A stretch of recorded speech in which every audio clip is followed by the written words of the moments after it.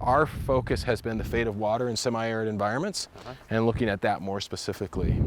Perhaps you know it from pictures or even a personal visit. Or there was that infamous movie involving Pauly Shore a couple of decades ago. It's called Biosphere 2, and it remains one of the world's most amazing structures. So Biosphere 2 covers a little over 3 acres, 7.2 million cubic feet, has 6,500 panes of glass. Here you can find the rainforests, the oceans, and other environments. The original idea was to study Earth's biomes in this sealed space.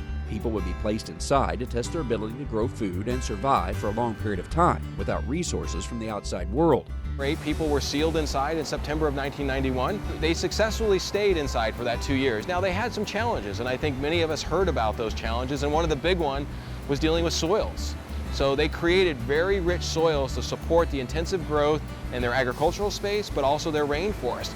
The respiration of microorganisms in the soil outpaced plant photosynthesis, creating a decline in the amount of oxygen within Biosphere 2, requiring oxygen to be pumped inside. But the experiment should not be viewed as a failure, says Adams. Probably the most significant lesson, in my opinion, is how little we truly understand Earth systems and how they're interrelated and how they interact. It is so tightly built that it loses less air than the International Space Station. Such a facility had great value to the scientific community, even if people would no longer be living inside for long periods of time.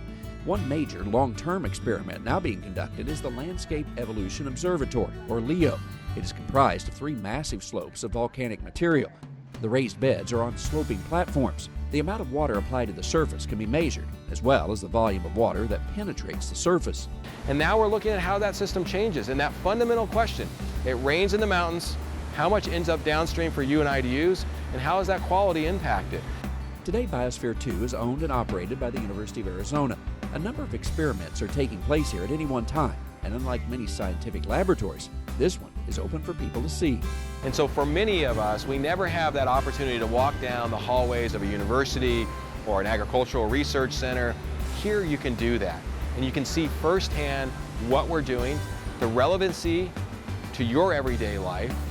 One of the most often asked questions by visitors here to Biosphere 2 is, what happened to Biosphere 1?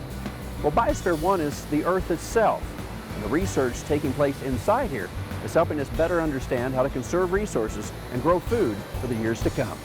Traveling the countryside near Oracle, Arizona, I'm Andrew McCrae.